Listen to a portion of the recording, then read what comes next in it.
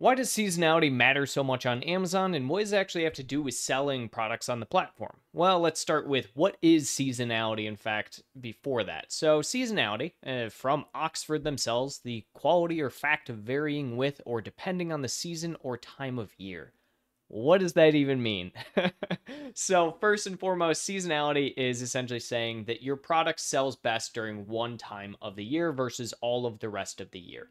This can be anything from, having a product that is best for summer, winter, fall, spring, or anything in between. So, you might even have dual seasonality in some senses. So, some products that are better for, early spring, better for early fall, etc. The way to look at these type of things would be looking at such as clothing, right? So something like a sweatshirt might be best sold during the months of, late winter, early spring, and early winter, late fall.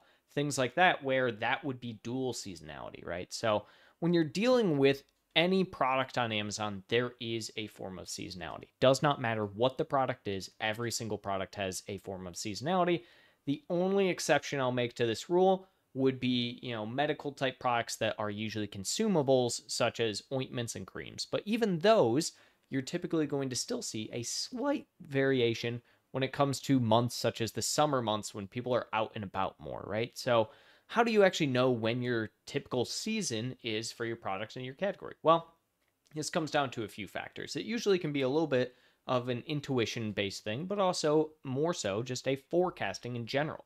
So when you're looking at products, even Amazon themselves will show seasonality. This is Amazon's homepage right now where they are actively showing the season's most sought after scents, right? So they, in this own marketing, are saying seasons, right? And that is because there is seasonality for even scents on Amazon. If you think about it, people are going to, during the fall time, want something that's a little bit warmer, a little bit cozier, reminds them of the fall, whether it's pumpkin scented or whether it's apple scented, right? During the summertime, they might want something a little more breezy, something, sand and beach scented, whatever that might mean. So, every single product is going to have some form of seasonality on Amazon. It just matters on what is your season. So, a great way to start to understand and determine what your seasonality is comes from Amazon themselves. So if we just head on over to one account real quick here, we can actually see. So this account right here, we will go through and look at their actual business reports. And if we pull up this business report, we can very quickly see what their overall seasonality would look like. So we'll go back a full year here into, there we go, August of last year. And you can very quickly see, based on this, what does it actually look like from a seasonality standpoint? Well, we can see a very large dip around the beginning of the year for them. So you can see this is just after Christmas, or actually, in fact, this would be Christmas Day last year.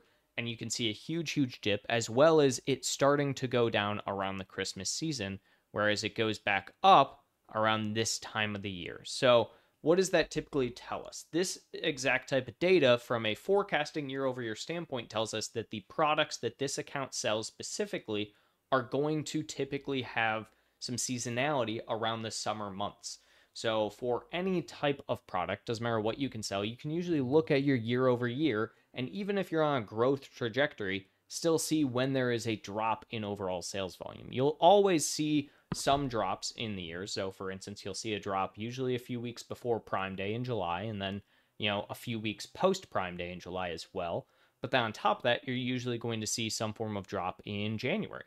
But products that are more winter oriented aren't going to feel the effects of that type of drop in January after, the Christmas and Black Friday, Cyber Monday selling season, as much as products that likely are more commodity based that aren't necessarily just meant for the winter. So, what do you do with seasonality, and how is it actually something that plays into the Amazon game? Well, I would say take the data from things like business reports where you can see your year over year, start to understand what your sales trends are. When you look at your sales trends and see that you're going to have some form of seasonality, prep for it. Know that you're on a growth trajectory, and it's going to better help you adjust for when you should be looking at having more growth. During the down season, you shouldn't necessarily try and be conservative and pull back on your ad spend and everything. And you shouldn't necessarily be going full run into the idea of a growth mindset during that time, right? So the seasonality of every single product is going to hit. Candy, you can look at it from the fall perspective. Any form of outdoor supply, it's definitely going to be spring and summer perspective. So all of these are going to come into play for every single seller. Bear, again, some very, very minor niche categories, but pretty much every single person is going to see some form of effect of seasonality on their products.